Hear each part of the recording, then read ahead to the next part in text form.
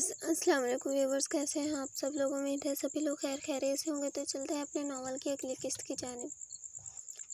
चंद माही किसी ने बहुत करीब आकर इसके कान के पास सरगोशी की। गहरी नींद में भी इसका दिल कुर्ला उठा।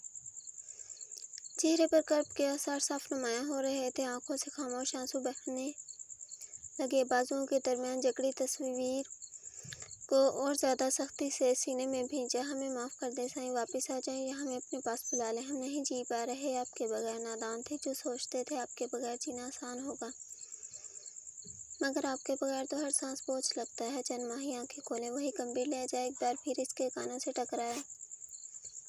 तवातर बहते आंसुओं के साथ उसने ज़ोर ज़ोर से नफ़ी में सर हिलाया। नहीं, हम आंखें नहीं खोलेंगे, आप चले जाएंगे। हम जानते हैं ये हमारा भ्रम है, मगर हमें इसी भ्रम में जीने दें। आंखें खोलते ही ये ख्वाब टूट जाएगा। कम से कम इसी बहाने आपकी आवाज़ और एहसास तो हमें महसूस होता है। मुसलसल रोने के बाद से अब इसका वजूद हिचकोले खाने लग गया। ऐसे नहीं रो। आपकी आंख से निकला एक आंसू आपके फरगाम साई की सांसें उखाड़ देता है। एक बार फिर इसके कानों के पास सरगोशी की गई, मगर बजाय इसके रोने में कोई कमी है वो और शिद्दत से रो पड़ी। सांसें तो हमारी उखड़ने लगी हैं। सारी ज़िंदगी मोहब्बत और रिश्तों को के लिए तरसते रहे, लावारसों की तरह जिए, मगर जब आपने हमें वो सारे रिश्ते दिए, अपनी बेलौस मोहब्बत की सौगात हमारी झोली में डालकर अपने दिल की दुनिया में अकेला वारिस बनाया। मुस्कुराहटें और जीने की वजह दी, लेकिन हमने सब बर्बाद कर दिया। हाँ, कितने बदबख्त हैं हम कि अपने दिल की दुनिया अपने हाथों से उजाड़ डाली, अपने हाथों से अपनी खुशियों को आग में झोंक दिया। कोई हमसे हमारा सब कुछ ले ले, लेकिन हमारा फरगाम साई हमें लौटा दे। इसके तेज़ आवाज़ में रोने की आवाज़ें कमरे के बाहर तक सुनाई दे रही थी। हर बार की तरह आज भी शब्बीर के दिल को किसी ने मुट्ठी में ले लिया। ये कोई आज की बात नहीं थी। पिछले 8 महीनों में शायद ही कोई ऐसा दिन गुजरा हो जब माही की ऐसी हालत न हुई हो, मगर वो कुछ नहीं कर सकते थे। इस आलिम के दिए के ज़ख्मों की ये कैसी तलाफी थी जहाँ कोई होश न था, जहाँ बतला लेने के बाद भी ज़ख्म भरने के बजाय और गहरे हो गए थे। माही बेटा बाहर आ जाओ। शब्बीर की आवाज़ पर इसके तासुरात सब पाट हो गए। आहिस्तगी से आंखें खोलकर देखने पर वो दोबारा यकीन हो गया कि अभी जिस एहसास के ज़ेर असर वो तड़प रही थी वो बस एक वहम था। दिल दोबारा कुड़लाया, मगर शब्बीर की आवाज़ ने इसके आंसुओं को ब्रेक लगवा दी। नहीं, हम बाहर नहीं आएंगे। हमारी फ़िक्र करने की किसी को कोई ज़रूरत नहीं है। हम जैसे हैं, जहाँ हैं, खुश हैं। वो अपनी तबीयत के बरखिलाफ़ चीख उठी। आजकल ये उसका मामूल था। किसी की पुकार इसरार पर भी वो अपने कमरे से बाहर न आती। सिर्फ कभी कभी अपनी माँ से मिलने इनके कमरे में चली जाती, वहाँ कुछ वक्त गुजारती और फिर खामोशी से दोबारा तन्हा कमरे में खुद को मुकीद कर लेती। लेकिन बेटा, आप अपनी हालत का ख्याल रखें। अगर खाना खा लें, आप प्रेग्नेंट हैं, अपने खाने पीने का बिल्कुल ध्यान नहीं रखती। जब भी भूख लगे हम खा लेंगे। वही सब पार्ट अंदाज शब्बीर खान ने गहरी सांस भर के रह गया। इसकी नाराज़गी जायज़ थी। इनके खुद के ज़मीर का बोझ भी बढ़ गया था। पहले तो वो सिर्फ इस बात के लिए खुद को लानत मलामत करते थे कि उन्होंने अपनी ही भांजी का सुहाग उजाड़ डाला, मगर इससे भी बड़ा बोझ पड़ गया था। उन्होंने इस मासूम से बाप का साया भी छीन लिया था, जो अभी इस दुनिया में आया ही नहीं था। जब वो पूछेगा इसका बाप कहाँ है, तो वो क्या जवाब देंगे कि इसका बाप दुश्मनी की भेंट चढ़ गया। मरे मरे कदमों से वो वहाँ से वापस पलट गए। हमेशा की तरह नर्स फरगाम के कमरे से बाहर ही खड़ी थी। अरहम खाना और दवाइयाँ लेकर अंदर दाखिल हुआ। भाई, दवा खा ले। किंजा की मंगनी के बाद जब उसे कहीं भी फरगाम नजर नहीं आया तो वो सीधा इसके कमरे में आया। वहाँ भी फरगाम की मौजूदगी का कोई असर न था। गेट पर खड़े गार्ड ने इसे फरगाम और भाई भाभी माँ के एक साथ बाहर जाने की खबर सुनाई तो वो कुछ पुरसुकून हुआ, मगर सुबह जाने के वक्त इसे किसी अनजान नंबर से कॉल आई। सामने मौजूद इंसान गांव का कोई गवाला था जो सुबह सवेरे भैंसों का दूध दोहने के लिए बाड़े में जा रहा था। रास्ते में उसे फरगाम साई का बेजान और बेसुध वजूद मिला तो इसने अरहम शाह को फ़ोन किया। इस खबर ने अरहम शाह के दिल की दुनिया तहवाला कर दी। आंधी तूफान की तरह वो इसी जगह पहुंचा। सामने का मंजर देख जैसे किसी ने जिस्म से जान निकाली हो। इनका बादशाह तबीयत भाई, जो हमेशा इस गांव के चप्पे चप्पे पर सर उठाकर चला था, आज इस गांव की ज़मीन पर ज़मीन बोझ पड़ा था। फ़ोन में लथपथ अपने भाई के वजूद की तरफ मुश्किल से झुककर धड़कते दिल के साथ वो इनकी नब्ज़ चेक करने लगा, वरना ज़मीन पर फैला खून और उनका सफ़ेद पड़ता चेहरा कोई और ही दास्तान सुना रहा था।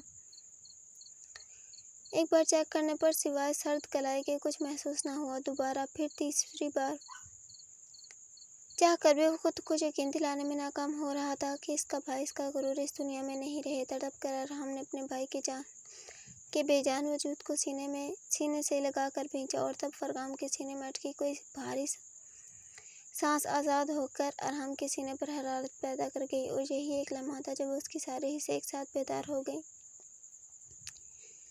झट उनके दिल के मुकाम पर कान रखकर कुछ सुनने की कोशिश की, बहुत आहिस्ता, मगर उनका दिल धड़क रहा था। अरहम की भी सांस में सांस आई और तब वो फरगाम को लेकर हवा के घोड़े पर सवार होकर अस्पताल पहुंचा। शायद इस वक्त फरगाम के पास आखिरी चंद सांसें ही बची थीं। ऐन इस वक्त अरहम के पहुंच जाने पर वो बच गया, मगर हद से ज़्यादा खून बहने के बाद वो कोमा में चला गया। 5 महीने बाद वो होश में आया तो किसी से कोई बात नहीं की। पिछले 3 महीनों से वो होश में था, मगर मजाल है जो कि इसके मुंह से कोई लफ्ज़ अदा हुआ हो। और हमने कई बार इशारों कनायों से माही के बारे में पूछने की कोशिश की, मगर फरगाम बस खामोशी से छत को तकता रहता। अरहम अब इतना भी नासमझ ना था कि वो सामने आने वाली साफ साफ बात को भी समझ न सके। भाई को गोली लगना और भाभी का गायब हो जाना इसे जिस शब्बे में मुब्तला कर रहा था, इसके बारे में वो चाह कर भी सोचना नहीं चाहता था, मगर हालात और फरगाम की हालत इसे बार बार यही सब सोचने पर मजबूर कर रही थी। आपके लिए खाना ले आऊं और फिर दवाई भी देनी है, नगीन ने कोई तीसरी बार आकर ये सवाल किया था, मगर मीशा जो फरगाम के वाले हादसे के बायस बेड से जा लगे थे, उन्होंने भी फरगाम की तरह कुछ ना बोलने की कसम खा रखी थी। नगीन की समझ में नहीं आ रहा था इन हालात से मुकाबला कैसे करे। जिंदगी में जो सूरत हाल बन गई थी, इसके बाद सब उलझ गया था। अरे नगीन, क्या पूछ रही हो? जाकर खाना ले आओ। मेरे भाई कुछ काबिल होगा तभी उस मनहूस लड़की का पता लगवाया जा सकेगा। जी आपा, वो खामोशी से उठकर खाना लाने चली गई। जानती थी अब खुर्शीदा का एक ही टॉपिक होगा जो पिछले 8 महीने से चला आ रहा है। भाई साहब अब उठ जाएं, देखिए अब तो फरगाम भी ठीक होता जा रहा है। भूल जाएं इन सारी जहरीली यादों को जो आपको दिन ब दिन अंदर तक ख़त्म करती जा रही हैं। खुर्शीदा अब इस तरह हो गई थी जैसे इनसे बड़ा मीशा का खैर ख्वाहिश पूरी दुनिया में कोई ना हो। अरे एक कल की लड़की की खातिर इस गाँव की शान शौकत मिट्टी में मिलती जा रही थी। कहाँ गया शाह खानदान का वो रोबो दबदबा? कुछ तौक़ुफ़ के लिए वो खामोश हुई, गहरी सांस ली और दोबारा शुरू हो गई। मैंने पहले ही बोला था किसी प्यारी गहरी को शाह खानदान की बहू बनाना कोई माकूल फ़ैसला ना होगा, मगर आपने फरगाम की एक अदना सी ज़िद के लिए अपनी बहन के साथ किए गए अहद की लाज भी न रखी और बना दिया एक अनजान दुश्मन को शाह खानदान का हिस्सा। मेरी बेटी रोती रही, कुर्लाती रही, मगर इसकी किसी एक ने नहीं सुनी। अभी भाई साहब, अब भी वक्त है, अब भी सारे हालात काबू में किए जा सकते हैं। मैं अब भी अपनी किंजा की शादी फरगाम से करने के लिए तैयार हूँ। बस आपकी एक हाँ की ज़रूरत है। फिर देखना फरगाम जो अब खामोश, बीमार और तन्हा रहता है, वो दिनों में कैसे ठीक हो जाएगा। इसकी ज़िंदगी एक ही जगह पर चल निकली है। अगर किंजा से शादी होगी तो ज़िंदगी में एक नया मोड़ आएगा। और किंजा तो आपके हाथों में पली बड़ी है, इसे तो आप जानते ही हैं वो कितनी खुश मिजाज है, गैरों को भी अपना बनाने का हुनर जानती है। फिर फरगाम तो इसके बचपन की मोहब्बत है, इसके लिए तो वो दिन रात एक कर देगी। उन्होंने पिछले 8 महीने का रटा रटाया सबक दोहराया। मीशा ने बेजारियत से आंखें मूंद लीं। इनकी बेजारियत भरे तासुरात देखकर खुर्शीदा भी अपनी दाल ना गलती देख खामोशी से उठकर चली गई, मगर दिल में पक्का अहद कर लिया कि एक न एक दिन वो मीशा को किंजा और फरगाम शाह की शादी के लिए दोबारा रजामंद कर ही लेगी। जो ख्वाब इनका माही की वजह से टूट गया था, अब इसकी ज़ात को निशाना बनाकर वो ख्वाब दोबारा हासिल करने का कारनामा सर अंजाम देना चाहती थी। जैसे ही वो कमरे से गई, मीशा ने दोबारा आंखें खोलकर खाली खाली कमरे को देखा। न जाने नगीन कहाँ रह गई थी। वो हमेशा चाहते थे कि नगीन ज़्यादा से ज़्यादा वक्त उनके पास गुजारे, मगर उन्होंने खुद ही कभी ज़रूरी बात के लिए भी इसे अपने करीब ठहरने की इजाज़त न दी थी। अब तो शायद इसे अपना सारा वक्त घर के कामों में सर्फ कर देने की आदत सी हो गई थी। सुबह जाना के वक्त वो कमरे से बाहर निकलती, सिर्फ मीशा के खाने का पूछने के लिए। वो चंद घड़ी इसके पास आती, फिर वापस चली जाती। रात को कमरे में आने का भी इसका वही मामूल था जो मीशा के रवैये के बाद इसके तंदुरुस्ती के दिनों में हो गया था। सबको सुलाने, काम समेटने, नौकरों को खाना वगैरह देकर इनके क्वार्टरों तक पहुंचाने के बाद वो रात के 12-1 बजे के दरमियान कमरे में आती और आते ही सोफे पर सो जाती। शायद सारे दिन की थकान और ज़मीर पर कोई बोझ ना होने के बाद वो इस कदर मगर नींद सोती थी, मगर मीशा को एक पल सुकून मैसर नहीं था। इसे आज भी वो दिन याद था जब अरहाम ने फरगाम को गोली लगने की खबर सुनाई थी और डॉक्टर ने इसका बचना मुश्किल बताकर वो पेपर साइन करवा लिए थे, जिसके मुताबिक अगर ऑपरेशन के दौरान फरगाम की मौत हो जाए तो जिम्मेदारी उनकी नहीं होगी। हालांकि ऐसे हालात में अगर मौत हो भी जाए तब भी डॉक्टर्स पर कोई मेयार नहीं आता, मगर मीशा के अपने बेटे से मोहब्बत का एक नमूना वो बहुत पहले देख चुके थे, जब फरगाम का एक छोटा सा एक्सीडेंट हुआ था और ट्रीटमेंट में 10 मिनट की देरी होने के बाद उन्होंने अस्पताल के 3 डॉक्टरों को बर्खास्त करवा दिया था। बाकी सबको जेल की हवा खिलाने की धमकी भी दी थी और जिस डॉक्टर ने फरगाम का इलाज किया था, इनको वार्न किया था कि इनके बेटे को कुछ भी हुआ तो वो अपनी जान से हाथ धो बैठेगा। जिसने एक छोटे से एक्सीडेंट पर डॉक्टरों की छुट्टियां करवा दी, इनको धमकी दे डाले। सबसे बढ़कर जिसके हाथों एक्सीडेंट हुआ था वो इनके सबसे जिगरी दोस्त का बेटा था। इसको जान से मार दिया। वो फरगाम शाह को गोली लगने का सुनकर ही आधा मर गया था। जब डॉक्टर ने पेपर साइन करवाया, अपने लाडले बेटे की मौत का सोचकर ही इनका नर्वस ब्रेकडाउन हो गया था। 36 घंटों में इन्हें होश तो आ गया, मगर फरगाम के कोमा में जाने की खबर ने इन्हें बिस्तर से उठने नहीं दिया। लेकिन जिस दिन फरगाम शाह को होश आया, उस दिन कुदरती तौर पर इनके अंदर न जाने कहाँ से एनर्जी आ गई। खुशी से उठकर कपाते वजूद के साथ वो फरगाम से मिलने गए, मगर फरगाम ने उनकी तरफ देखना भी गुनाह समझा। इनके कई बार पुकारने पर इसने शिकवा के नज़रों से अपने बाबा साईं की तरफ देखा। आपने माही की माँ के साथ ऐसा क्या किया था बाबा कि इसने मुझे जान से मार देना, आपके गुनाहों की तलाफी समझा? और बस एक यही सवाल था जिसे वो सारी ज़िंदगी नजरें चुराते आए थे। ये वक्त इनकी ज़िंदगी में न आ जाए, इसी वजह से वो माही के साथ फरगाम की शादी नहीं करवाना चाहते थे। आखिरकार इनका शक दुरुस्त साबित हुआ। उस लड़की की सिर्फ सूरत ही नहीं बल्कि वो खुद भी उससे ताल्लुक़ रखती थी और फरगाम ने उसकी माँ का बोला था, मतलब वो उसकी बेटी थी जिसे वो मरी हुई समझ चुका था। ये कोई इत्तेफाक तो ना था बल्कि पूरी प्लानिंग के साथ सोची समझी साजिश थी। उस दिन मीशा को हार्ट अटैक आ गया और दोबारा वो फरगाम के कमरे में न गए। ये भी यूँ कह सकते हैं कि इनके अंदर फरगाम का सामना करने की सकत बाकी ना रही।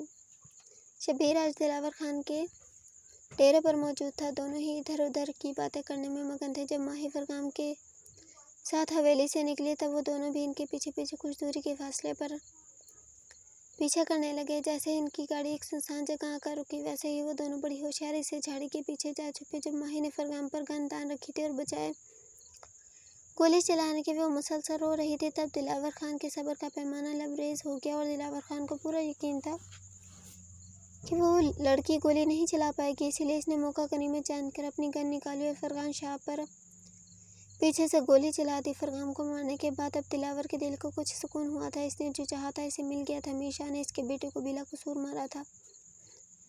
हाँ, मीशा का बेटा भी बिला कसूर मारा गया और मीशा जो खुद बिस्तर से जा लगा था, एक बार नर्वस ब्रेकडाउन और हार्ट अटैक भी आ चुका था। अब वो ज़्यादा दिन इस दुनिया में नहीं जी पाएगा, इस बात की इन्हें गारंटी थी। मगर इन दोनों में से किसी एक को भी इस बात का अंदाज़ा नहीं था कि फरगाम अब तक जिंदा है।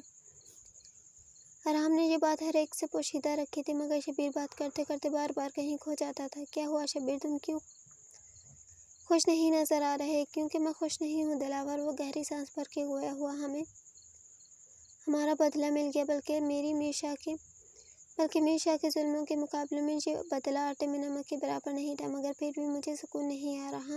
हाँ मैं जानता हूँ शब्बीर, ये बदला हमारे जख्मों पर मरहम नहीं रख सकता, बल्कि तुम्हारे गम तो मेरे गम से ज़्यादा बड़ा है। मगर फिर भी हमने जो कुछ भी किया, इसका मकसद सिर्फ़ और सिर्फ मीशा को इसकी गलती का एहसास दिलाने का था और मीशा को इस बात का एहसास भी है। हमें हमारा बदला किसी हद तक मिल गया है, तो फिर तुम्हारी उदासी और बेसुकूनी की वजह मेरी समझ से बाहर है। मैं भी खुश होता दिलावर अगर मेरी भतीजी खुश होती। वो माँ बनने वाली है। हमने फरगाम शाह को मारकर सिर्फ मेरी शार से बदला नहीं लिया, बल्कि मेरी भांजी से, उसका शौहर, एक मासूम से उसका बाप भी छीन लिया है। मेरे ज़मीर पर ऐसा बोझ आ गया है जो चाह कर भी मुझे ना खुश होने देता है और ना ही सुकून की नींद आने देता है। वो खोए खोए अंदाज में गोया हुआ दिलावर भी कुछ पल के लिए खामोश हो गया। अगर बदला एक तरफ रखकर इंसानियत के नाते देखा जाए तो वाकई में एक जुल्म की तलाफी के लिए वो दूसरा जुल्म कर बैठे थे। वो नकाहत से उठकर आहिस्ता आहिस्ता चलता खिड़की के पास आ खड़ा हुआ। नजर उठाकर चांद की तरफ देखा जो आसमान के सीने में बुरी आबोताब से चकमगा रहा था। सर्द हवा का झोंका बदन से टकराए जादू के झरोके में एक लम्हा दोबारा जिंदा हो उठा। साईं, यहाँ आकर मैंने एक चीज़ बहुत महसूस की है। वो क्या है चंदमाही? इसकी उसी खिड़की में वो इसके मुकाबिल खड़े छोटे छोटे हाथों की मदद से बाजू रगड़ कर गरमाइश पैदा करने की कोशिश कर रही थी। फरगाम ने अपने कंधों पर जमाई शॉल खोल कर इसे अपने हिसार में लिया और इसे अपने साथ लगाए लगाए दोबारा शॉल को अपने गिर्द लपेटा। साईं, आपको कैसे पता मुझे कभी किसी चीज़ की ज़रूरत होती है? इसके वजूद की गरमाइश में खुद को पुरसुकून पाकर वो सरशार सी हो गई। ये दिल से दिल को राह होती है, जिसे मोहब्बत होती है। इनकी ख्वाहिशों को लबों पर आने से पहले समझकर पूरा कर देना ही एक आशिक का फ़र्ज़ है। उफ साईं, आप कैसे इतना सारा खुद पर फ़र्ज़ कर लेते हैं? आपको ये सब किसने सिखाया? वो हैरान हुई। मोहब्बत के फ़राइज़ व हकूक़ से आगाही उसी दिन हो जाती है जिस दिन किसी इंसान को ये मर्ज़ मोहब्बत अपनी लपेट में लेती है। खैर, आपने हमें छोड़कर यहाँ कुछ और भी महसूस किया है। हम जानना चाहते हैं आखिर वो कौन सी खुशनसीब शय है जिसको आपकी तवज्जो हासिल है। इसकी कुंडी अभी भी वहीं अटकी थी। उफ, आप जेलस हो रहे हैं। माही ने अपने चेहरे पर उमड़ती मुस्कुराहट को बमुश्किल रोका। नहीं तो बस जानना चाहते हैं। वो कोई ख़ास चीज़ नहीं है, बहुत अदना सी चीज़ है, बल्कि इससे जेलस हुआ जाए ऐसा किसी के वहम व गुमान में भी नहीं आ सकता। इसकी बात को गोल गोल घुमाने पर फुरकान ने खुफकी से उसकी तरफ देखा। बताएं कौन है वो? वो है सर्दी। व्हाट? वो शाक चूहा। ये तो खुदा पहाड़ निकला चूहा वाली बात हो गई। वो मुंह बनाकर गोया हुआ। माही ने हैरत से इसके तासुरात की जानिब देखा। अगर वो किसी और को बताए कि इनके खड़ूस फरगाम शाह भी मुंह बनाते हैं तो यकीनन किसी को यकीन नहीं आएगा। मैं सारी ज़िंदगी हॉस्टल में रही, गांव में पहली बार आई। यहाँ शहर के मुकाबले में ज़्यादा ठंडा मौसम है। शायद यहाँ चारों तरफ हरियाली है, शोर शराबा नहीं है। यहाँ बेहद सुकून है। हवा भी बहुत फ्रेश है। एक पल के लिए मेरा दिल किया कि काश मैं हमेशा ऐसे ही पुरसुकून माहौल में अपनी पूरी ज़िंदगी गुजार दूँ। और देखें, मेरी दुआ कितने प्यारे तरीके से कबूल होगी। वो सरशार सी इसके सीने से सर टिका गई। आप मेरी ज़िंदगी की वो दुआ हैं जिसे खुदा ने बिन मांगे पूरा कर दिया। बहुत शुक्रिया मेरी ज़िंदगी में आने के लिए। इसके लफ्ज़ों ने कानों के करीब बात गश्त की तो दिल का दर्द और ज़्यादा बढ़ गया।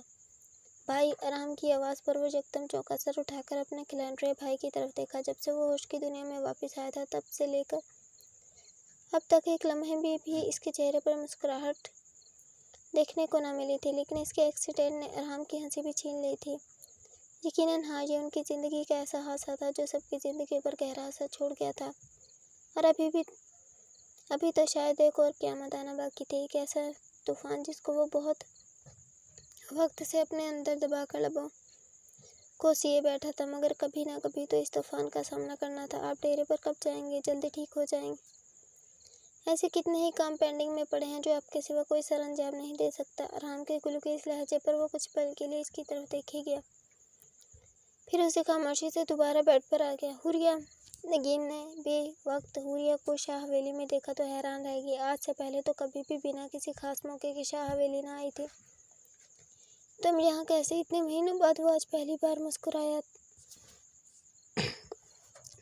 थी, वरना हवेली की हवा तो ऐसे सर्दो साकत हो गई थी। आराम, देखो कौन आया है। नगीन ने आराम को इस उम्मीद से आवाज़ लगाई कि शायद हुरिया को देखकर इसके चेहरे पर मुस्कुराहट बिखर आएगी।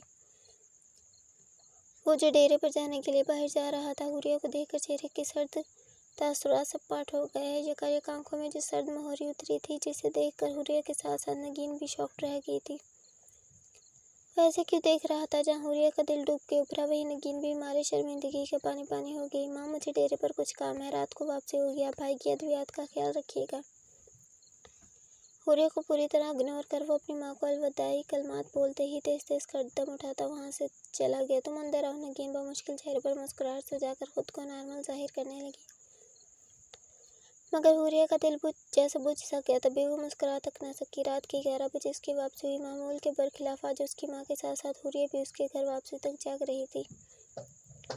वो खामोशी से खाने की मेज़ पर आ बैठा। सारा दिन घर से बाहर गुजारकर सिर्फ यही चंद पल होते थे जब वो अपनी माँ से हल्की फुल्की गुफ्तगू करके अगले दिन के लिए अपने अंदर हौसले जमा करता था।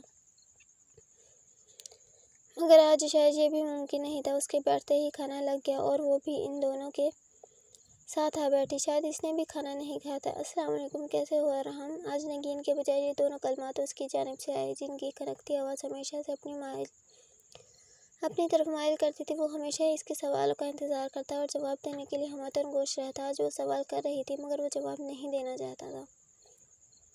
सो अब भी खामोशी से खाना खाने लगा। नगीन सिर्फ आज के ही दिन में 2 बार अरहम का हुरिया के साथ ऐसा अजीब बर्ताव महसूस कर चुकी थी। हुरिया के लिए अरहम की पसंदीदगी से वो बेखबर न थी, मगर इसका रवैया बिला किसी जवाब के ऐसा क्यों हो गया, वो जिस समझने से भी कासिर थी। क्या हुआ अरहम, तुम आज अजीब बर्ताव कर रहे हो? हुरिया का सुर्ख चेहरा देखकर आखिरकार नगीन से रहा न गया। नहीं माँ, ऐसा कुछ नहीं है, बस काम का दबाव ज़्यादा है। भाई ठीक हो जाए तब शायद सब ठीक हो जाएगा। नजरें झुकाए झुकाए जवाब मौसूल हुआ। हाँ मैं समझ रही हूँ, मगर तुम हुरिया फूफो। वो तेज़ी से उन दोनों के दरमियान बोल उठी। आप लोग बातें करें, मैंने खाना खा लिया। शब बखैर। नरम मुस्कुराहट चेहरे पर सजाए वो तेज़ी में वहाँ से उठकर चली गई, मगर इसकी आवाज़ में फैली नमी अरहम के दिल को मुट्ठी में जकड़ने के लिए काफ़ी थी। नगीन ने भी एक अफसोस भरी नज़र उठाकर अरहम की जानिब देखा, जो अब खाना छोड़कर सिर्फ प्लेट को खोलने का मुश्किल सरअंजाम दे रहा था। देखो अरहम, मैं तुम्हारी माँ हूँ। हमारी ज़िंदगी में ऐसा कोई वक्त नहीं आया कि कोई परेशानी हो और तुमने मुझसे शेयर ना की हो। माना कि तुम पर काम का दबाव बहुत ज़्यादा है, लेकिन इसका मतलब ये नहीं कि तुम हुरिया के साथ इस किस्म का बर्ताव करोगे। इसका कोई कसूर नहीं है और बिला कसूर किसी को कोई सज़ा नहीं मिलनी चाहिए। अगर तुम्हें इसका यहाँ आना अच्छा नहीं लगा तब भी बता दो। मैं अखलाकियात के हर दर्जे से गिरकर इसे यहाँ से जाने का बोल सकती हूँ। पहली बार नगीन का लहजा करख्त हुआ, क्योंकि पहली बार ही आराम का रवैया अजीब हुआ था। कुछ पल वो इसके बोलने का इंतज़ार करती रही, मगर इसने जो प्लेट पर सर झुकाया तो उठाना शायद भूल गया था। नगीन भी खामोशी से उठकर वहाँ से चली गई और तब इसने चेहरा उठाकर खाली मेज़ की तरफ देखा, जहाँ उसकी माँ ने तो चंद वाले लगाए थे, मगर हुरिया की प्लेट में खाना जहाँ का तहाँ पड़ा था। सबसे मुठिया भींच वो भी खामोशी से सबका खाना ढककर वहाँ से चला गया।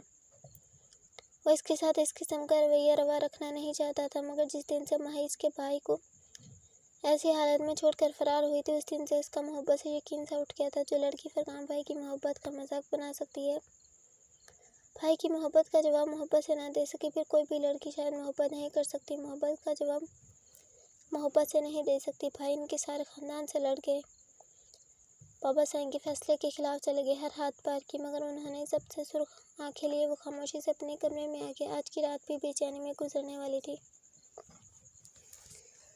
भाई अब ठीक है ना? वो रोज़ाना की तरह आज भी फरगान के कमरे में मौजूद था। मैं ठीक हूँ। कितने दिनों बाद वो बस इतना ही बोला, मगर अरहम की खुशी की इंतहा न रही। उसका भाई बोल उठा। भाई आप बोल रहे हैं?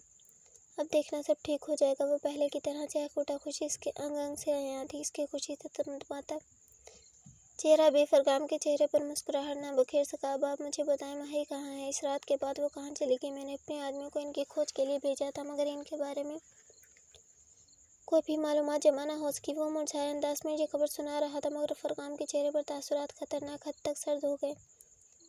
हमने आपको सब कुछ सिखाया, मगर बदतमीजी और बदतहजीबी आपने कहाँ से सीखी? वो घुराया तो अरहम को इसमें पहले वाला फरगान शाह की झलक महसूस हुई, मगर वो इस तरह से बात क्यों कर रहे थे? इससे ऐसी क्या गलती हो गई? क्यों भाई आप ऐसा क्यों बोल रहे हैं? वो हैरान हुआ।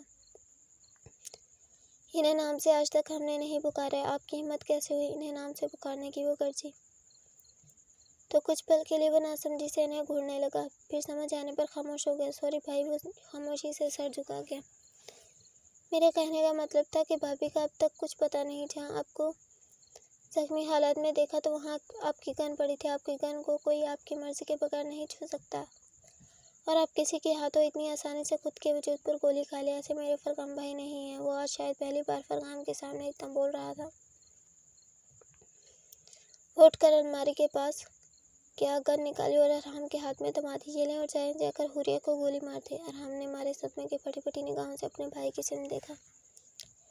एक पल के लिए तो इसे उनकी दिमागी हालत पर शब्बा हुआ। मैं हुरिया को कैसे मार दूँ? आप जानते हैं इसकी मेरे दिल में क्या जगह है? इसकी जान लेना तो बहुत दूर की बात है। इसे खरोंच पे आने पर मुझे तकलीफ होती है। वो रुहासा हुआ। दर्द हुआ आपको? माजर चाहते हैं, मगर आपको इस बात का एहसास दिलाना है कि अगर आप हुरिया को गोली नहीं मार सकते तो आपकी भाभी मुझे कैसे गोली मार सकती हैं? मगर भाई मैं हुरिया से मोहब्बत करता हूँ और भाभी भाभी नहीं भाभी माँ बुलाएं। उसने अरहाम को इसी वक्त टोका। इनका रुतबा किसी की भी नज़रों से गिरे ये हम बिल्कुल बर्दाश्त नहीं करेंगे, और वो हमसे मोहब्बत करती हैं या नहीं ये हमसे बेहतर कोई नहीं जानता। हमें गोली लगने के बाद अगर वो गायब हो गई तो इससे ये साबित नहीं होता कि उन्होंने ही हमें मारने की साजिश रची है।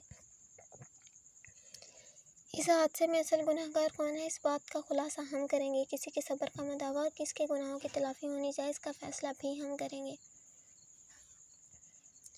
इसका मजबूत लहजा अरहाम को ठिठका देने पर मजबूर कर गया कि आपको भाभी ने गोली नहीं मारी। महीनों से इसने अपने दिमाग में यही बात बिठा रखी थी कि भाभी ने इसके भाई को गोली मारी है, क्योंकि मालूमात के मुताबिक उस रात माही के सिवा फरकाम के साथ और कोई तीसरा अफराद नहीं था। नहीं, फरकाम की एक ना ने उसके दिलो दिमाग को जैसे पुरसुकून कर डाला। हमें गोली पीठ पर लगी। आपकी भाभी माँ हमारे सामने थी जिसने हमारी पीठ पर वार किया। इसको कल बेनकाब कर दिया जाएगा, मगर फ़िलहाल आप हुरिया को इसके घर भेज दो। वो हैरान हुआ। वैसे तो हुरिया भी इस फैमिली का ही हिस्सा थी, लेकिन अगर भाई ने उसे जाने का बोला है तो ज़रूर कोई वजह होगी। ओके भाई। वो सरशार सा फरकाम को सोचो कि भंवर में डूबा छोड़ वहाँ से चला गया। सुबह शादी का सूरज न जाने क्या क्या पैगामात लेकर आया था।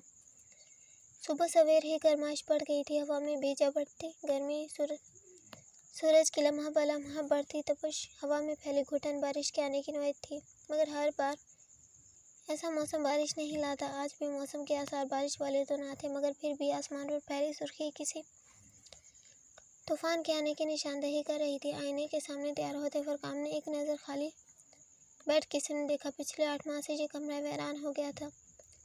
ब्लैक शलवार सूट से तन कर पैरों में पिशावरी चप्पल पहन ली। सलीके से बाल बिठाकर मखसूस कलोन की खुशबू से वो खुद को मुअत्तर कर लिया। कांधों के गिर्द स्किन कलर की चादर ओढ़ी, सर पर पगड़ी रखा। आज वो एक बार फिर सच से पर्दा उठाने के लिए 8 महीने बाद अपने कमरे से बाहर निकला था।